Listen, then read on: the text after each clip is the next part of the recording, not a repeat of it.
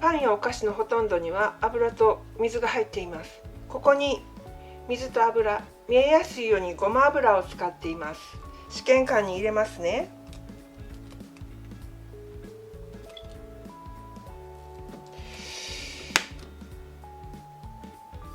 軽い油が上に、重い水が下になっています。どうしたら混ざるでしょう？考えてみてください。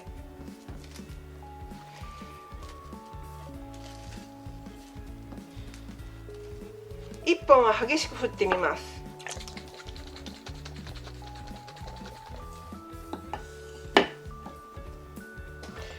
もう1本は卵黄を少し入れて軽く振ってみます。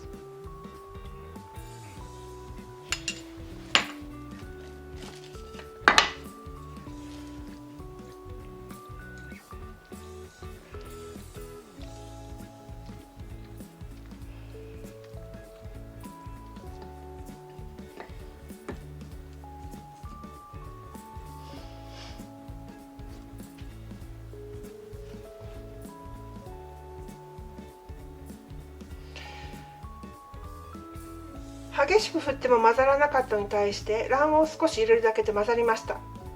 卵黄の中にはレシチンが含まれていて、これが油と水と両方に手をつないでくれます。乳化剤と言われるものです。お店で売っている商品の材料を見てください。乳化剤と書いてあるものがあります。卵黄の他にも大豆にもレシチンが含まれています。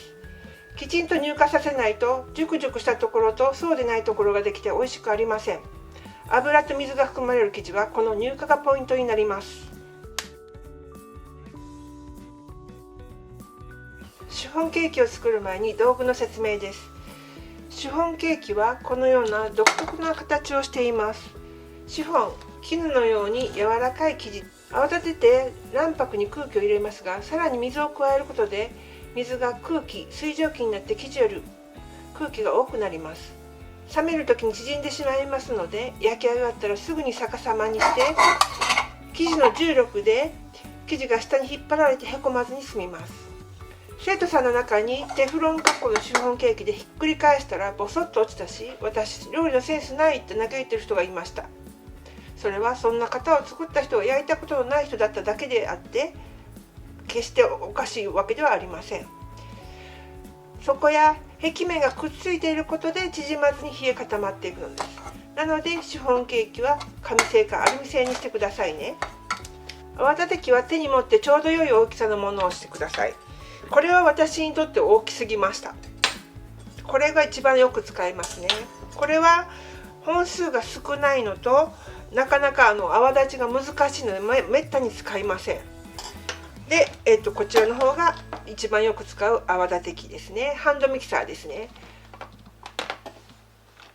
ボウルは少し大きめのものを、私は見えやすいようにガラス製やプラスチック製のものを使っていますが、普段はステンレス製のものを使っています。はかりは器を置いてゼロにできるデジタル式のものが使いやすいです。こちらの方はステンレスなので熱いものも置いても平気です。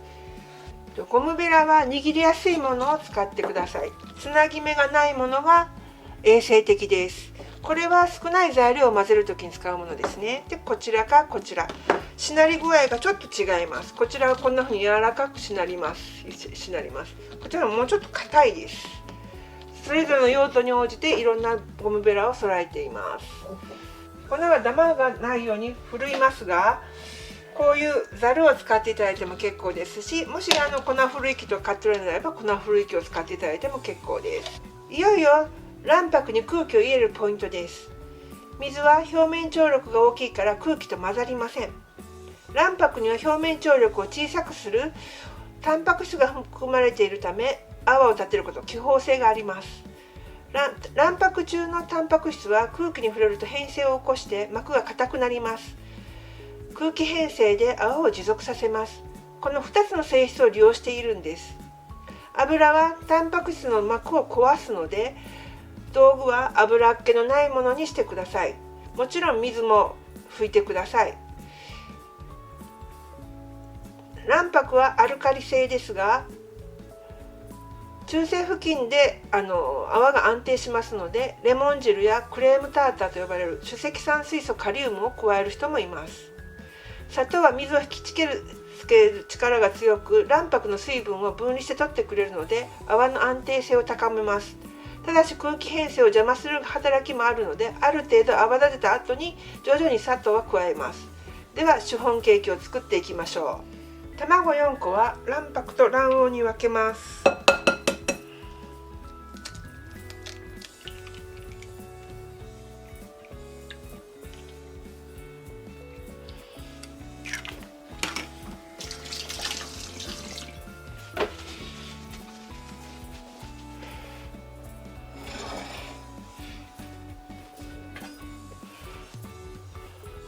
卵黄が泡立て器で白っぽくなるまですり混ぜます。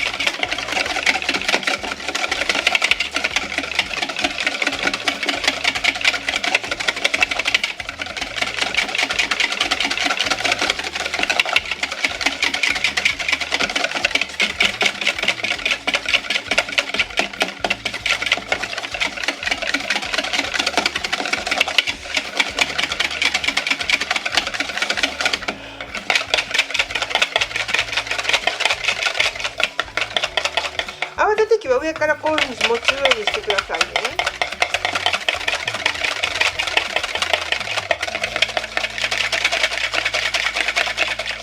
先ほどよりも少し白っぽくなってきたなと思ったら、材料の 80g の砂糖 80g のうちの半分弱ぐらいを入れて、さらにすり混ぜてください。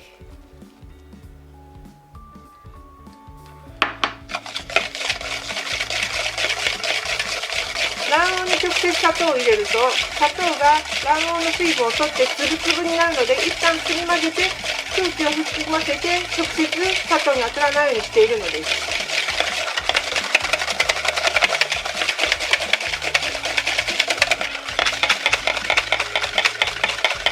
本当は肘を曲げてするとちょっとしんどいので、下にダランと落とすような感じでする方が楽です。さらに白っぽくなりました。ここですりごま 20g さらにすり混ぜます。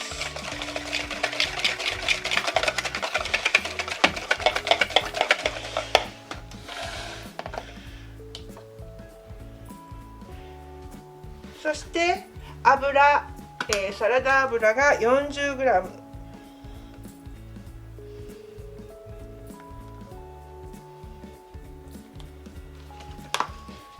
それとごま油が 40g ですね。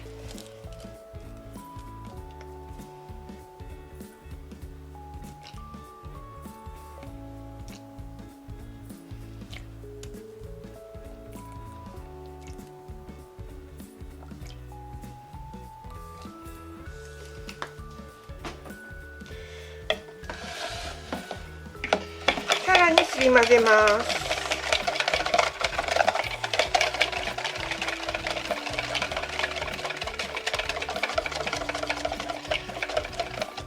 クリーム状になったら一旦置いておきますね。卵白をハンドミキサーで泡立てていきます。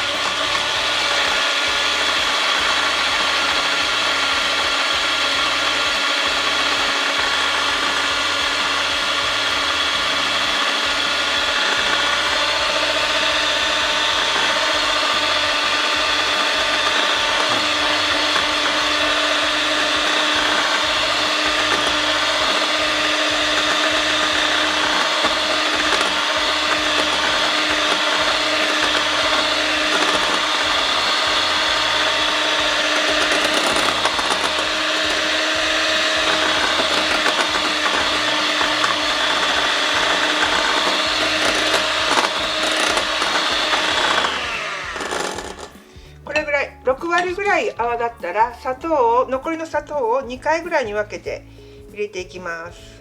ちょっと粉が散るんでかき混ぜますね。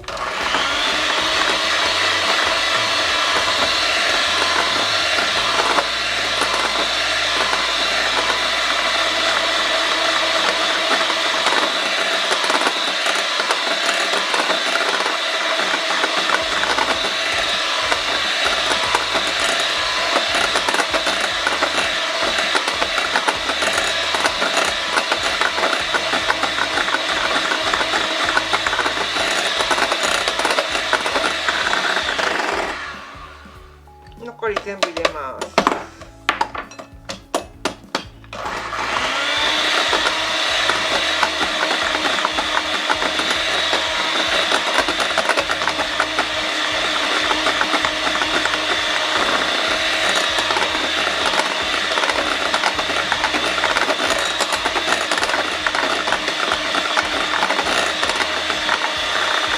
どれぐらい泡立ったかっていうのはこういうふうにしてあげて、垂れるかどうか、この砂が垂れるかどうかで判断します。今回はしっかり泡立ててください。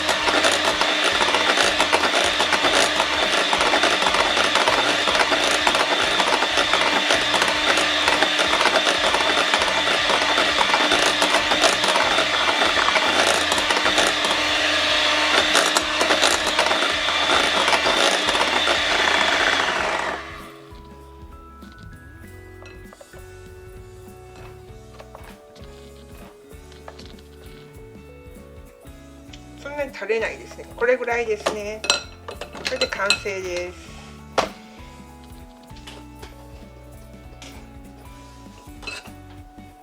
今泡は大きさがバラバラです。焼くと空気の大きな穴となってしまうので、泡を同じ大きさの小さなものにします。まずはこんな風にぐさっとやります。でぐるぐるぐる、周りの方が大きいので一旦こうにします。それで落とします。また真ん中刺してぐるぐるぐるぐるぐる、真ん中から外側に、これを10回ぐらいやります。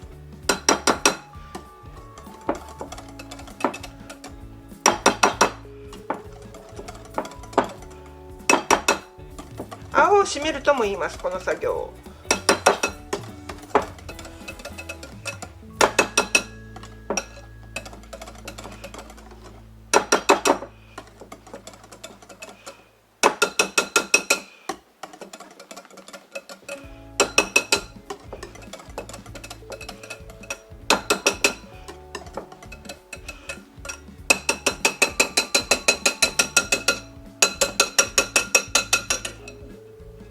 これで完成です。一旦置きます。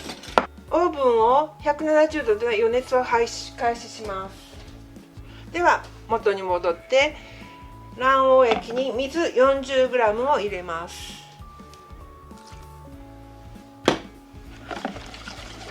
素早く混ぜて乳化させます。それが終わりましたら粉を入れていきます。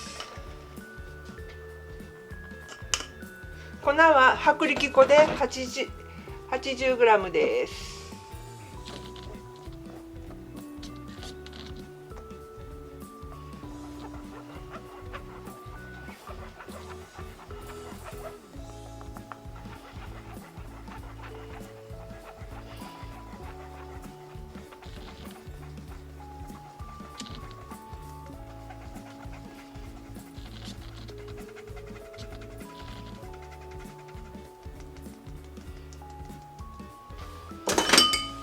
ではこのゴムベラですね、こちらの方が丸いです。こっちは尖ってます。こちらの方をボウルに沿わせるようにしてやっていきます。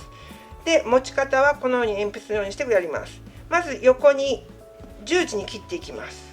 で縦にまた十字切っていきます。で花びらを描くようにやります。でこちらの方も動かします。ゴムベラの位置は一緒で、これを回転させながら混ぜていくという感じです。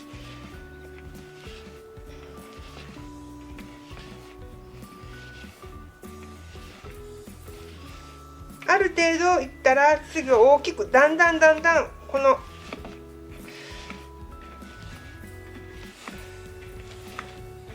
花びらを大きくしていきます。時々この周囲についたものはこの底の部分ですね、そこで取っていってあげてください。また混ぜていきます。だいたい粉がなくなったかなっていうぐらいで、今度卵白ですね。卵白の3分の1をここに入れます。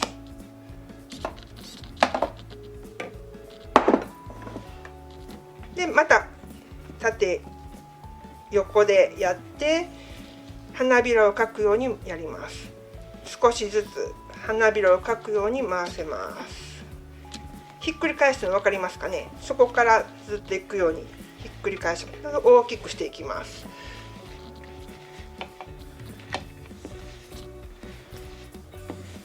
でだいたい混ざったら今度は卵白の方が軽いので軽い方から重い方に入れます。というのはこちらの方にこちらを入れると上の方に浮いたままでそこからきれいに混ざりません。こちらから上に上げる上から重いものを落とす方がきれいに余計混ざりやすくなります。特にお子さんされている場合は注意してください。きれいに全部入れます。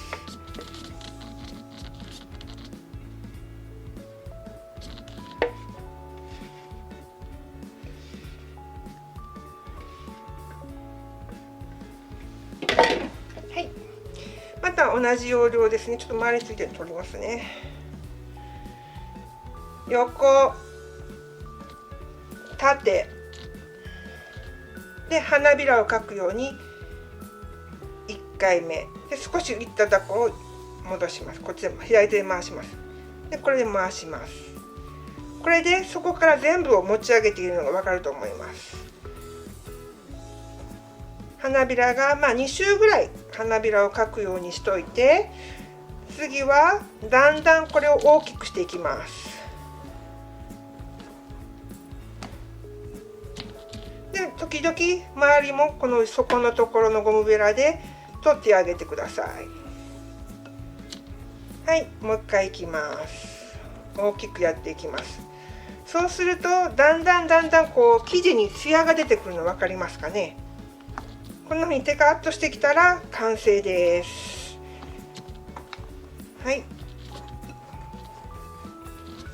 こんな感じですね。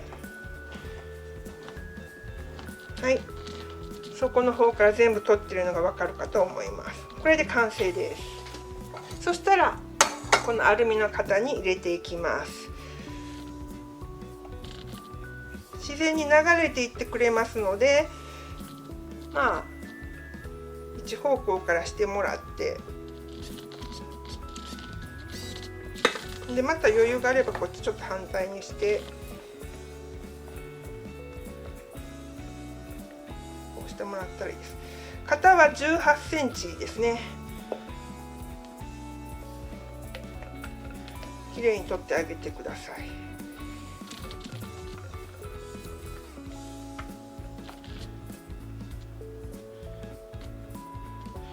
でここのゴムベラについたのも取りますが、ここにして何回もいじったものって空気がだいぶ潰されてしまってますので、できれば真ん中ではなくってギリギリのところ、肩のところの方に入れてください。というのは真ん中に入れると空気があまりない、硬くなり、あまり膨らまない生地がボソッと真ん中にあるとちょっと変な感じになりますので、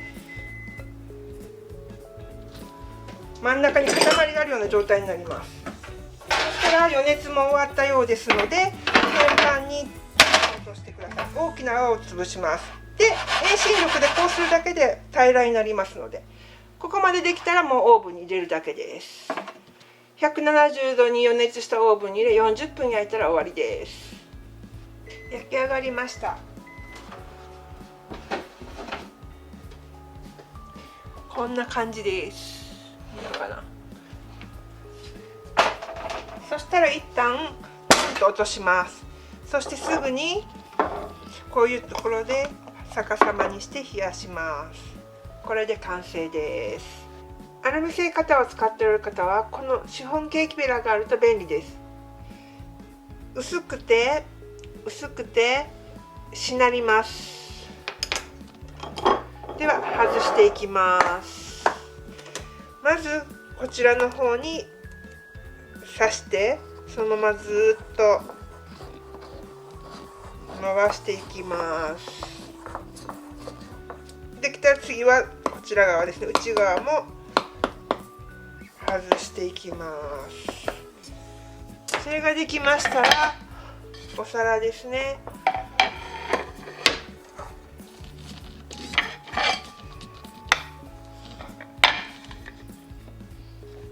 置いてそのまま外します。で上のところを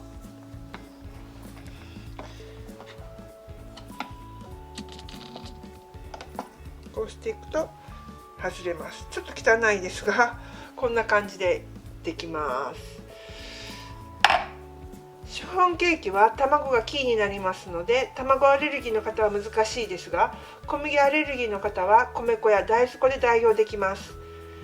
乳のアレルギーの方は使っていませんので大丈夫かと思います。カロリーを気にされる方はお値段は張りますが、ラカントなどの糖アルコールの砂糖を使ったり、油を太白ごま油などのノンコレステロールのものを使われても良いかと思います。いろいろな配合のレシピでお気に入りの味を探してみてくださいね。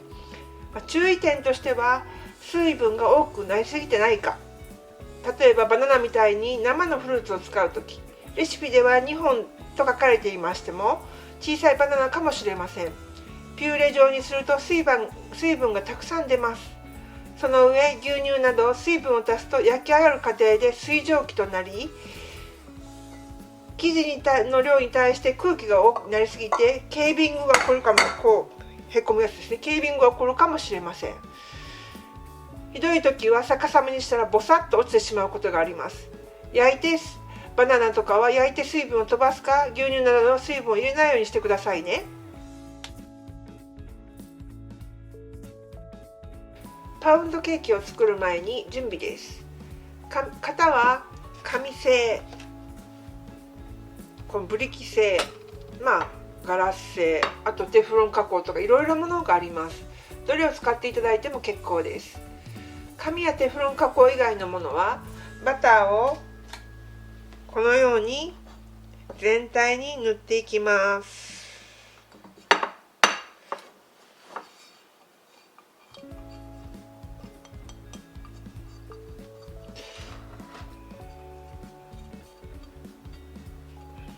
今回も見えやすいようにガラスの容器を使ってます。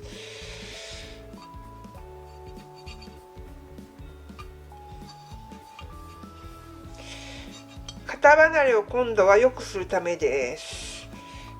まずはバターを、お菓子の場合は無塩バターが基本で、パンの場合は有塩バターを使うのが基本になります。これも無塩です。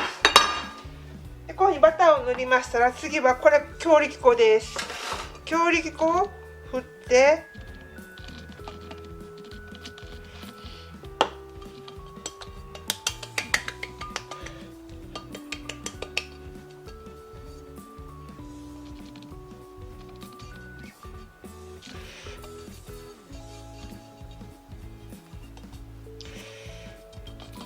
こういうふうに振って、そのまま冷蔵庫で冷やし固めて準備 OK です。今回ご紹介する、オレンジスライスなんですけれども、この梅原のものを使っています。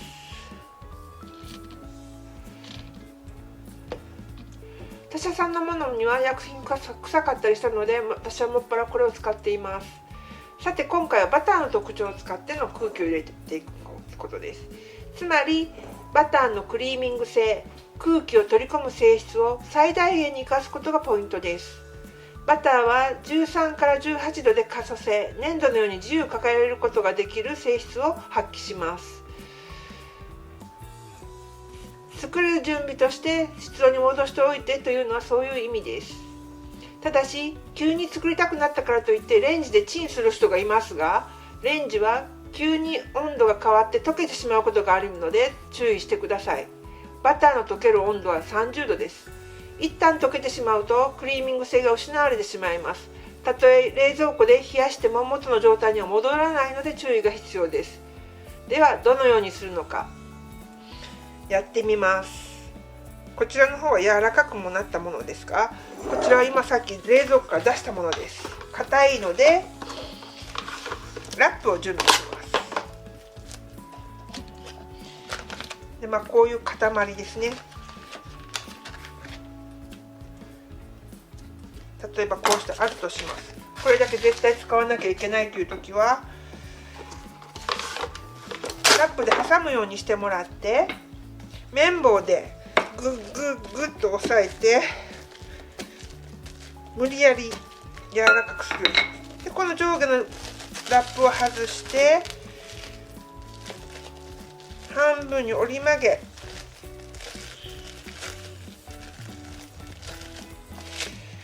そうしてまたこうしてグッグッグッグッと押さえてっていう練るような感じのを綿棒で一番力が入るのでこうしてやっていきます。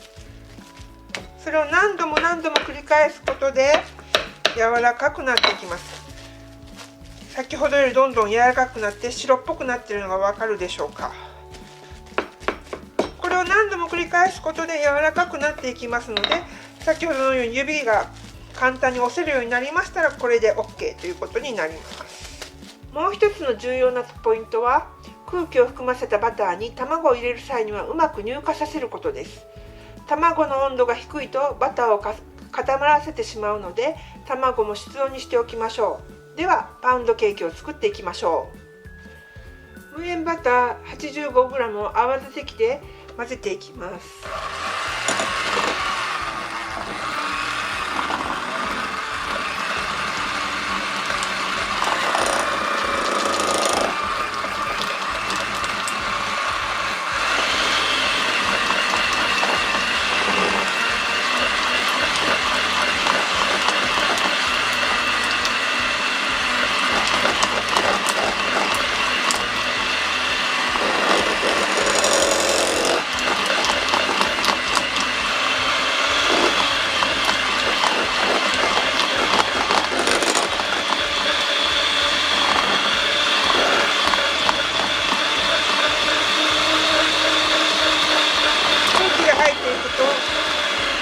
空気が入っていくとこういうふうに白っぽくなってきますね。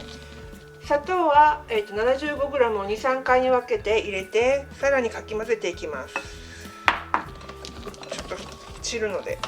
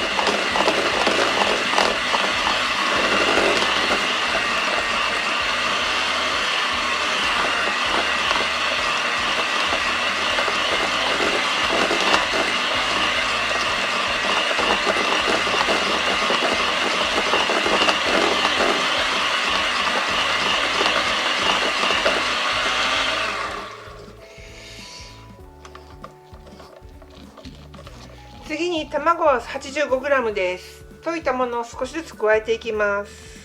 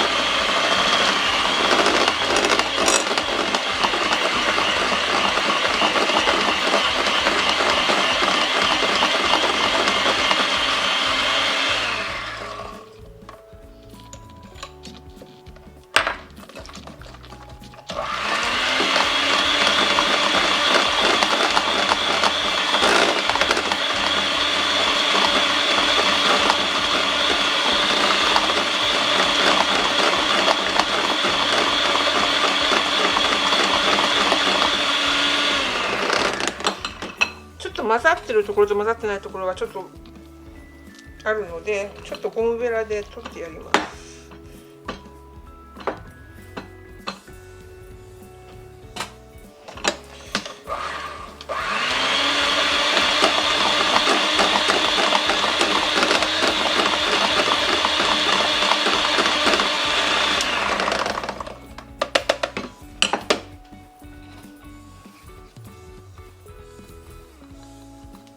残りの卵焼きも入れてしまいます。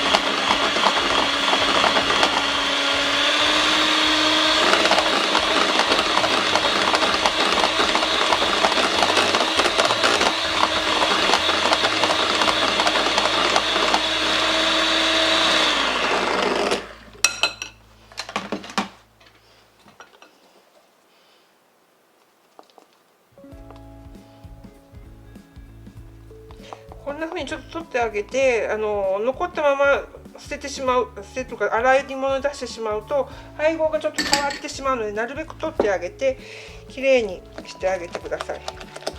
こんな感じのバターと卵と砂糖だけの生地になりました。ここに、ふるった小麦粉を入れていきます。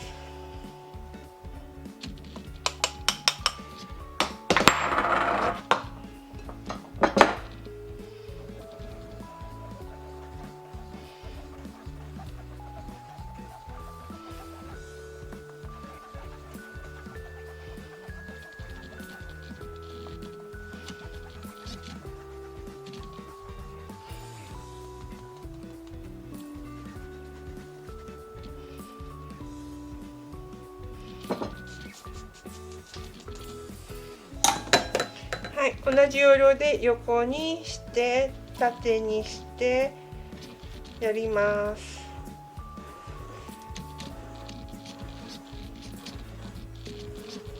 でまだ粉があるうちにオレンジピールですね。一応 150g が理想なんですけれども、この単位がたまたま 130g だったので 130g ずつ入れます。ちょっとねばらしてあげた方が混ざりやすいので、塊でポソッと入れずにばらしてあげてください。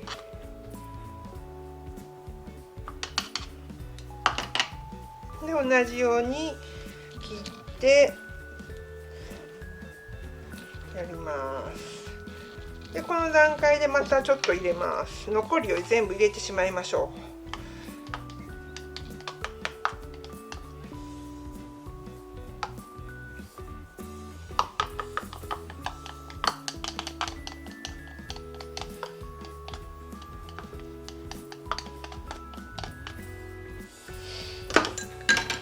はい、同じようにやります。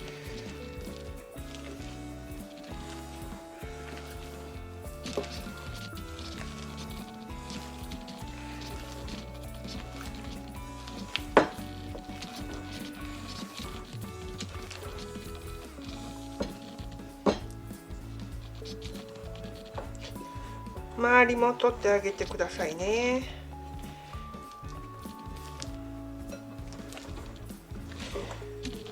徐々にまた同じように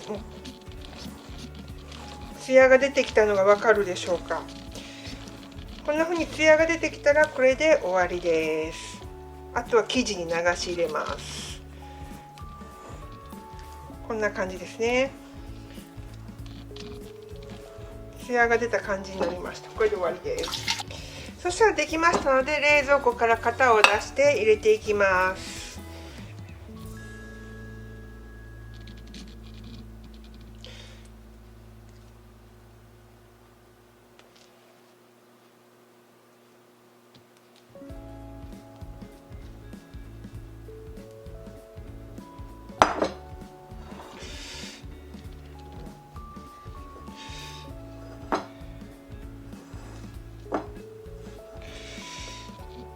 ゴムベラについたものは端に入れてあります。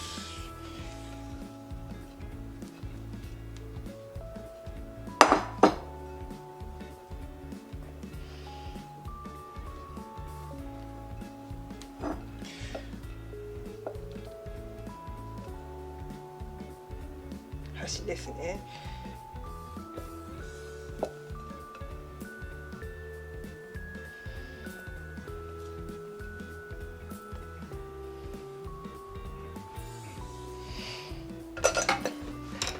そしたらですね、真ん中が一番火が通りにくいので、周りの方にちょっと誘導してやります。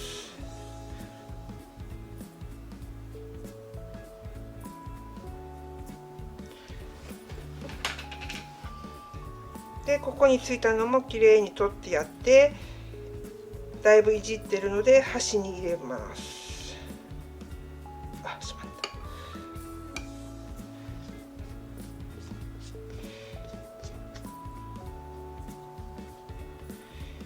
それでですね、真ん中にちょっと筋を入れてあげます。こんな感じですね。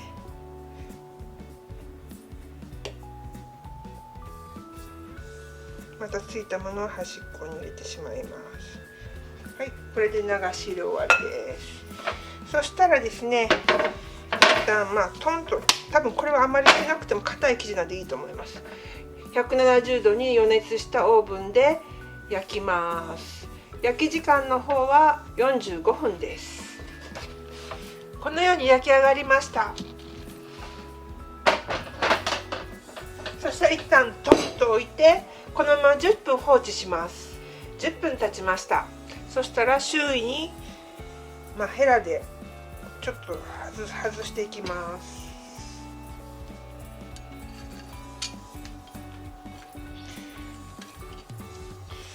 でもってちょっとだけ傾けてもらいます。そしてコロンと出ましたね。10分よりも短いと生地が柔らかくて潰れてしまうかもしれません。逆にずっとほったらかしにしておくとバターが硬くなって周囲の溶けてるバターが固まってしまいますので外れにくくなります。こちらも小麦アレルギーの方は米粉や大豆粉で代用できます。乳のアレルギーの方は最近大豆バターというこういうものが出てきました。若干性質がバターとは違います。冷蔵庫でも硬くならないのと溶ける温度が低いなと感じています。卵アレルギーの方は次の価格編でフルーツケーキを紹介しますのでご覧ください。このチャンネルではなぜから始まるお菓子やパンの作り方を紹介しています。次回は膨らむ不思議価格編としていろいろな膨張剤を紹介し、どのような反応が起こるのかを説明しながらカップケーキとマクロビ風フルーツケーキを作ります。食品添加物と聞いただけで悪いイメージを持っている人がいます。無添加という言葉で魅力的に感じたり、いえいえ、食品衛生法の中でどの食品にはこの成分は使用禁止、ここまでという濃度が決められています。動物実験において安全性が確認された最大無作用量に安全係数100分の1をかけたものが1日摂取許容量です。毎年実施される国民栄養調査から摂取量を知り、これと関連付けて決められます。各自治体が宗教検査しています。違反があれば自主検査になり回収命令です。海外からのものは検疫がありますね。国によって添加物の規制が違うのはこの食べているものが違うことから来ています。野菜の農薬にしてもポジティブリスト製で新しく開発された農薬であっても 0.01ppm が基準値として設定されています。 ppm は100万分の1の単位、1リットルに 0.01mg までとなります。何が安全なのかは知識として持っておきましょう。無添加という言葉だけで余計なお金を投資するのをやめましょう。ただですね、私は食いしん坊から始まる料理好きなんです。理系で勉強したこと、職業的に知ったこと、これらがつながる楽しさを経験し、オタク気質で夢中になりました。皆さんと共有したい。とはいえ、やっぱり美味しいを一番大切にしています。インスタントドライイーストはイースト臭が嫌で天然酵母を使っています。香料もあまり使えません。ぜひ手作りだからこそできる本来の素材の美味しさやらを堪能してくださいね。いいじゃんと思ったらチャンネル登録をお願いします。